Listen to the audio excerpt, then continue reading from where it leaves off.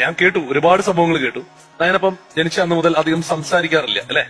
1.25 വയസ്സ് വരെ നോർമൽ ആയിരുന്നു. 1.25 വയസ്സ് തൊട്ട് 1.5 വയസ്സ് വരെ ഒരു റിട്ടാർഡേഷൻ ആയിരുന്നു, പുറകിലോട്ട് പോക്കായിരുന്നു. 1.5 വയസ്സായപ്പോഴത്തേനും സംസാരശേഷി പൂർണ്ണമായിട്ടും ഇല്ലാതായി, തിരിച്ചറിവ് കുറഞ്ഞ്, ഒറ്റയ്ക്കിരിക്കാൻ ഇഷ്ടം. ഒരുപാട് ഡോക്ടേഴ്സിനെ കാണിച്ച് ഒടുവിൽ 2 വയസ്സില് ആണ് മോൻ ഓട്ടിസം ആണെന്ന് സ്ഥിരീകരിച്ചത്. 2 വയസ്സ് തൊട്ട് 5 വയസ്സ് വരെ ഒരുപാട് സ്ഥലങ്ങളിൽ കൊണ്ടുപോയി ചികിത്സയ്ക്കും തെറാപ്പിയൊക്കെ കൊടുത്തു. ആ ഒരു 5 വയസ്സ് കഴിഞ്ഞ് ഞങ്ങൾ അപ്പൊ അച്ചീവ് ചെയ്തത് ഐ കോണ്ടാക്റ്റും ഒരു ചൂണ്ട് വിരൽ കൊണ്ട് എന്തെങ്കിലും പോയിന്റ് ചെയ്യാൻ പറ്റുമായിരുന്നു. 5 വയസ്സായപ്പോഴത്തേക്കിനും ഓന് അതുവരെയും പിന്നെയും സംസാരം തിരിച്ചു കിട്ടിയില്ല. ഹൈപ്പർ ആക്റ്റീവ് ആണ്. കൈകൊണ്ട് എഴുതാൻ ഞാൻ ഒരു 1.5 വർഷം ശ്രമിച്ചപ്പോ ഒരു റായ എന്നൊരു അക്ഷരം എഴുതാൻ 1.5 വർഷം പിടിച്ചു. ഫൈൻ മോട്ടോർ മൂവ്മെന്റ് കുറവാണ്, പെൻസിൽ ബലത്തെ പിടിക്കത്തില്ല. അങ്ങനെ ആശയവിനിമയത്തിന് ഒരു മാർഗവും ഇല്ലായിരുന്നു. എഴുതാൻ പറ്റുന്നില്ല, സംസാരിക്കാൻ പറ്റുന്നില്ല, ഇമിറ്റേഷൻ ഇല്ല. സ്കൂളുകൾ ഹൈപ്പർ ആക്റ്റീവ് ആയതുകൊണ്ട് ഇത്രയും ബുദ്ധിമുട്ടുള്ള സ്കൂളുകൾക്ക് പോലും എടുക്കാൻ ഒരു പ്രയാസം. അങ്ങനെ ഇരിക്കുമ്പോഴാണ് മോന് ഞാൻ ശ്രദ്ധിച്ചത്, ബാലപാഠം ബുക്കുകൾ പഠിപ്പിച്ചപ്പം പിക്ചേഴ്സ് തൊട്ട് പോയിന്റ് ചെയ്യുന്നു. അപ്പോഴും ഞാൻ എന്തോ പറഞ്ഞാലും അവൻ പോയിന്റ് ചെയ്ത് അത് കാണിക്കാൻ തുടങ്ങി, ലെറ്റേഴ്സ് എല്ലാം. അപ്പൊ എനിക്ക് ഐക്യു ഉണ്ടെന്ന് മനസ്സിലായി. ഞാനിത് അവന്റെ ടീച്ചേഴ്സിനോടും തെറാപ്പിസ്റ്റിനോടും പറഞ്ഞ്. അപ്പൊ അവര് പറഞ്ഞു നമുക്ക് ലാപ്ടോപ്പ് കൊടുത്തു നോക്കാമെന്ന് പറഞ്ഞു. അതിനൊരു പോയിന്റിങ് മാത്രം മതിയല്ലോ. അങ്ങനെ ഞങ്ങൾ ലാപ്ടോപ്പ് കൊടുത്ത് 3 മാസം കൊണ്ട് അതിന്റെ ആ പ്രഷർ അവൻ പഠിച്ചു. അത് കഴിഞ്ഞപ്പോ അവൻ പിന്നെ കണ്ടതൊക്കെ അത്ഭുതങ്ങളായിരുന്നു. അവന് ഞാൻ പഠിപ്പിക്കാതെ തന്നെ അവൻ വേർഡ്സ്, സെന്റൻസ്, ഗ്രാമർ ഒന്നും പഠിപ്പിച്ചില്ല, അവൻ എഴുതി തുടങ്ങി.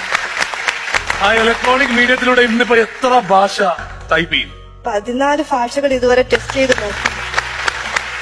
ഇതുവരെ നയൻ എഴുതിയ പുസ്തകങ്ങൾ 2 പുസ്തകങ്ങൾ എഴുതി. എന്തിനെ പറ്റിയായിരുന്നു അമ്മ പുസ്തകങ്ങൾ എഴുതിയ?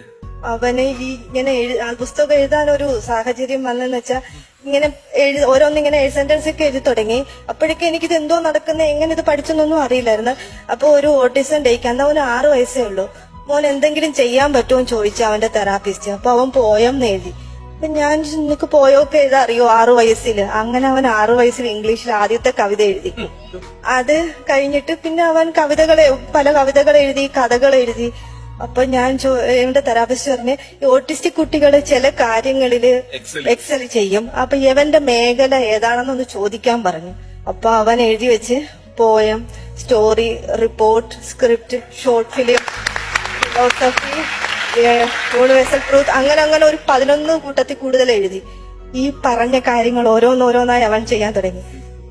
അവൻ എഴുതി വെച്ച് 7ാമത്തെ വയസ്സിൽ എന്റെ ആദ്യത്തെ പുസ്തകം. ഞാൻ 10 മാസത്തിനുള്ളിൽ കഥ, കവിത, റിപ്പോർട്ട്സ് ഇതൊക്കെ എഴുതി വെക്കും. ഇത് എഡ്യൂക്കേഷൻ മിനിസ്റ്റർ പ്രകാശനം ചെയ്യും എന്ന് പറഞ്ഞ് അവനൊരു എഴുതി വെച്ച് 10 മാസം കഴിഞ്ഞപ്പോ ഇത്ര എഴുതി. അത് എഡ്യൂക്കേഷൻ മിനിസ്റ്റർ പ്രകാശനം. ഇതാണ് അടുത്ത ഫാസറ്റ്. ഞാൻ പറയാൻ പോകുന്ന അടുത്ത ഫാസറ്റ് ആണ്. നയനെ പറ്റിയിട്ട് മനസ്സിലാക്കിയിട്ടുള്ള അടുത്ത ഫാസറ്റ് ആണ്. ആ പുസ്തകത്തിന്റെ പേരെന്ന് പറയാമോ? Journey of my soul. Journey of my soul philosophical പുസ്തകമാണ്. ഈ പറഞ്ഞതുപോലെ യൂണിവേഴ്സൽ ട്രൂത്തുകൾ അടങ്ങിയിട്ടുള്ള പുസ്തകമാണ്. 2, നേരത്തെ 10 മാസത്തിനകത്ത് സംഭവിക്കുന്നവരല്ലേ, ടെലിപാത്തിക് ആണ്. തീർച്ചയായും ആ സംഭവങ്ങളെല്ലാം നമ്മളിപ്പോ ഇവിടെ നിന്ന് കാണാൻ പോവാണ്. ഞാൻ നേരത്തെ പറഞ്ഞതുപോലെ വെറും സ്പെഷ്യൽ എന്നോ ഡിഫറന്റ്ലി ഏബിൾഡോ എന്ന് പറഞ്ഞ പോലെ ഗിഫ്റ്റഡ് ആണ്. ഗിഫ്റ്റഡ് ആയിട്ടുള്ള ഒരു കുട്ടിയാണ് ഈ നിൽക്കുന്ന നയൻ. അതെന്താണെന്നുള്ളത് നമുക്ക് ഇനി അങ്ങോട്ട് കാണാനുള്ള കാര്യങ്ങളാണ്. തീർച്ചയായും അമ്മ പറയും. അത് കഴിഞ്ഞ് ഒരു സ്ക്രിപ്റ്റ് എഴുതി, സംസാരിക്കാൻ കഴിയാത്തവരുടെ ദുഃഖം പറയുന്ന സൈലന്റ് ഇൻ മൊബൈൽ. അത് ഫ്ലവേഴ്സ് ചാനലിൽ സെലക്റ്റീവായിട്ട് കാണിച്ചിട്ടുണ്ടായിരുന്നു. ഈ ഫസ്റ്റ് ബുക്കിന് കേരള സാഹിത്യ അക്കാദമിയുടെ സ്പെഷ്യൽ അവാർഡ് കിട്ടിയായിരുന്നു 7ാമത്തെ വയസ്സിൽ.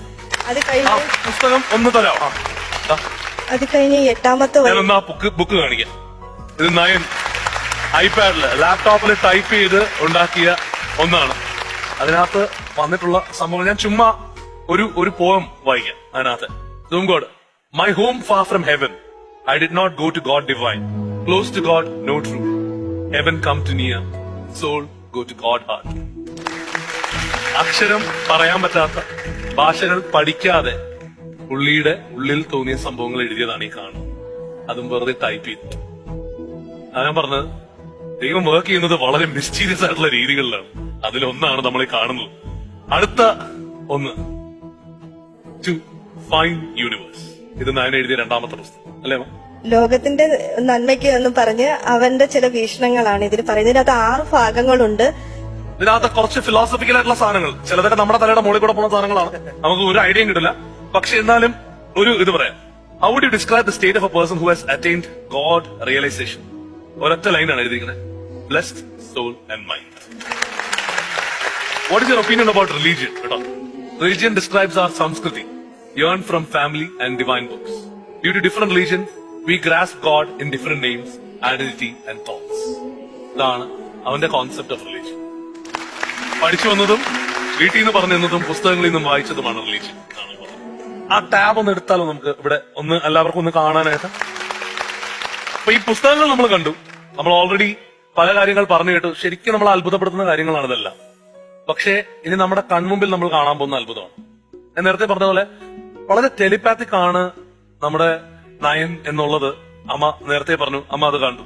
ഇത് അമ്മയോട് പറയുന്ന വാക്കുകൾ നയൻ അവിടെ ടൈപ്പ് ചെയ്യാൻ പറ്റും എന്ന് പറയുന്നത് സത്യമാണ്.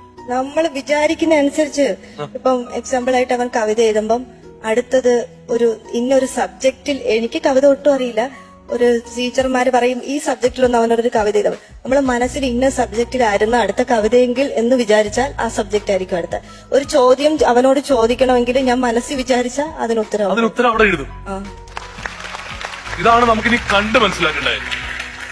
ഞാൻ പറയണെന്ന് വെച്ചാൽ നമുക്ക് ആർക്ക് വേണേലും എഴുതിയാലും, നമുക്ക് നിങ്ങൾ 5 പേര് ടീച്ചേഴ്സിൽ നിന്ന് ഒരാൾ വരും, എന്ത് തരം ക്വസ്റ്റ്യൻസ് എഴുതാം അങ്ങനെ വല്ലതും ഉണ്ടോ? ഇല്ല. അല്ലെങ്കിൽ എന്തെങ്കിലും ഒരു വാക്ക് എഴുതിയാൽ മതിയാവും? വാക്കോ ഡിജിറ്റോ എന്തായാലും മതി. ഈ വാക്ക് ഞാൻ അമ്മയടുത്ത് മാത്രമാണ് കാണിച്ചു തരേണ്ടത് അല്ലെ? ഫൈൻ മോട്ടോർ മൂവ്മെന്റ് കുറവായിട്ട് പതുക്കെ എഴുതുള്ളൂ, സ്ലോ ആണ്. മതി, അത് കുഴപ്പമില്ല. ഒരു വേർഡ് എഴുതും, ഒരു ആനിമലിന്റെ പേര് എഴുതിക്കോട്ടെ, ഇഷ്ടമുള്ള ഒരു ആനിമലിന്റെ പേര്. ഓക്കെ, അത് നമുക്ക് അമ്മയൊന്ന് കാണിക്കാം. ഓക്കെ, ഞാനിത് ക്യാമറയിലോട്ട് കൊണ്ടുവന്നൊന്ന് കാണിച്ചേക്കാം. ഓക്കെ, ഇനി നമുക്ക് ഒന്ന് ലൈവ് സ്വിച്ച് ചെയ്യോ? ക്യാമറ നമ്പർ 5 ഇതിലോട്ട് സ്വിച്ച് ചെയ്യാം. മോൻ എഴുതിക്കോ. Nayan, can you write? നയനു എഴുത്.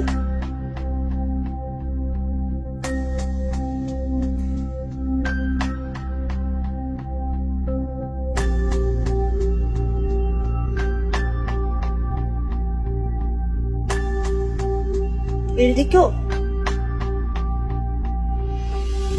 കീബോർഡിലോട്ട് നോക്കിയേ.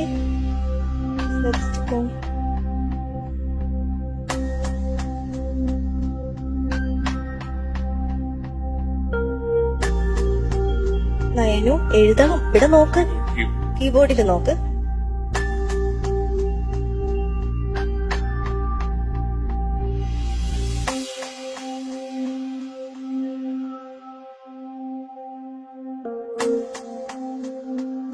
ശ്രദ്ധിക്ക്, ഇവിടെ ശ്രദ്ധിക്ക്.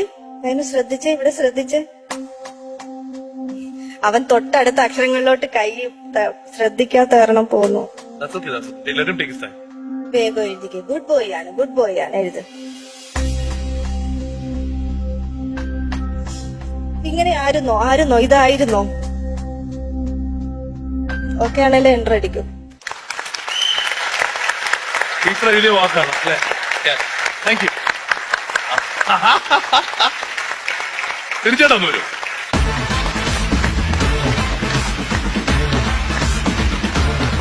ആരുടെയെങ്കിലും തിരിച്ചെന്ന് ഇഷ്ടമുള്ള ആരുടെയെങ്കിലും പേര്. ഓക്കെ ഓക്കെ ഓക്കെ, അമ്മയും കാണിച്ചിട്ടുണ്ട് ആ പേര്. ഒന്ന് ഒരു ചെയർ തരുമോ? തോട്ട്സ് കുറച്ചുകൂടി വേണം അല്ലെ? അല്ല, അപ്പോഴവൻ ഞാൻ അവനോടൊപ്പം ഉണ്ടെന്നുള്ള ഫീലിംഗ് പേടിയാവുന്നായിരിക്കും. നയനു എഴുതിക്കോ. നയനു എഴുത്.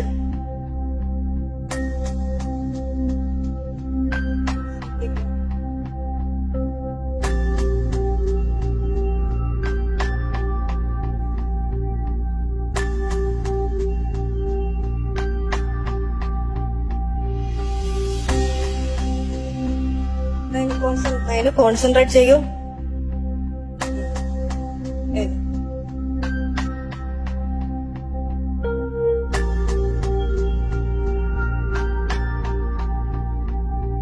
നയനു ഇവിടെ കീബോർഡിൽ നോക്ക്. നല്ല കുട്ടിയല്ലേ?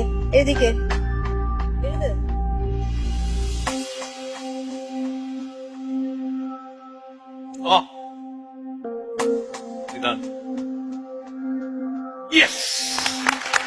തീർച്ചയായിട്ടും എഴുതിയ പേരാണ് ചിരി എന്നുള്ള പേര്. നത്തിങ് ഷോർട്ട് ഓഫ് മിറക്കിൾ അല്ലേ ശരിക്കും എനിക്ക് സന്തോഷം കിട്ടാത്തത്. ഇത് യഥാർത്ഥത്തില് ഒരു സാപ്പിയൻസ് എന്ന് പറഞ്ഞൊരു പുസ്തകം ഇപ്പൊ ഇറങ്ങിയിട്ടുണ്ട്, എനിക്ക് വായിക്കാൻ പറ്റിയിട്ടില്ല. അതായത് ഇനി വരാൻ പോകുന്ന തലമുറയിലെ കുട്ടികൾ, അതായത് ഇവൻ 2050 ജനിക്കേണ്ട കുട്ടിയാണ്. ഫ്യൂച്ചറിസ്റ്റ് കുട്ടികൾ ഇങ്ങനെ ആയിരിക്കും എന്നാണ് പറയണത്. അതില് കുറച്ച് കാര്യങ്ങൾ ഞാൻ വായിച്ചിരിക്കുന്നത്. കാരണം എല്ലാവർക്കും അങ്ങോട്ടും ഇങ്ങോട്ടും വായിക്കാൻ പറ്റുന്നത് ഇനിയുള്ളത് ഭയങ്കര ഐക്യു ആയിരിക്കും, ഹൈപ്പർ ആക്റ്റീവ് ആയിരിക്കും. ഇതിന് ഇത്തിരി നേരത്തെ ജനിച്ചു വരുന്നത് നമുക്ക് കിട്ടിയ ഗിഫ്റ്റാണ്, ദൈവം നേരത്തെ തന്നതാണ്. നാളെ ഉണ്ടാകാൻ പോകുന്ന കുട്ടികളെ കുറിച്ചുള്ള ഇതാണ്. ഇത് ഓട്ടിസ്റ്റിക് അല്ല ഇത്. അല്ല, ഞാൻ എപ്പോഴും എന്നും മനസ്സിലാക്കിയിട്ടുള്ളത് ഈ ഓട്ടിസ്റ്റിക് ആയിട്ടുള്ള കുട്ടികൾക്ക് പലപ്പോഴും ഓരോ ഫാസറ്റ് അവർക്ക് ഏറ്റവും നന്നായിട്ട്, ചിലർ പാടുന്നു, ചിലർ ഓർഗൻ വായിക്കുന്നു, ഇതൊക്കെ നമുക്ക് ചിന്തിക്കാവുന്നില്ല. കാരണം പഠിപ്പിക്കാതെ തന്നെ ഇതൊക്കെ ചെയ്യാൻ കഴിയുന്നു എന്ന് പറയുന്നത് എവല്യൂഷന്റെ അടുത്ത സ്റ്റേജ് ആയിട്ടാണ് കാണുന്നത്. അതായത് മനുഷ്യനെ പഠിപ്പിക്കാതെ തന്നെ മനുഷ്യൻ ചില കഴിവുകളുമായി ജനിക്കുന്നതാണ് ഓട്ടിസ്റ്റിക് ആയിട്ടുള്ള ആൾക്കാരെന്നാണ് ഞാൻ കാണുന്നത്. ഇത് ഫ്യൂച്ചറിസ്റ്റിക് കുട്ടിയാണ് ഉറപ്പായും. ഇത് ഇപ്പോഴുള്ളവർക്ക് കറക്റ്റ് ഇവനെ സെൻസ് ചെയ്യാൻ പറ്റാത്തതുകൊണ്ടായിരിക്കാം അവർ ആ പുസ്തകം വരാൻ പോകുന്നത് നമ്മൾ ഞെട്ടിപ്പോകുന്ന കുട്ടികളാണ് ഇനി ഉണ്ടാവാൻ പോകുന്നത്. വേറൊരു യുഗമാണ് ഉണ്ടാവാൻ പോകുന്നത്. അതിന്റെ ഒരു എക്സാമ്പിൾ മാത്രമാണ്. Is not autistic, is a gift of God. അതായത്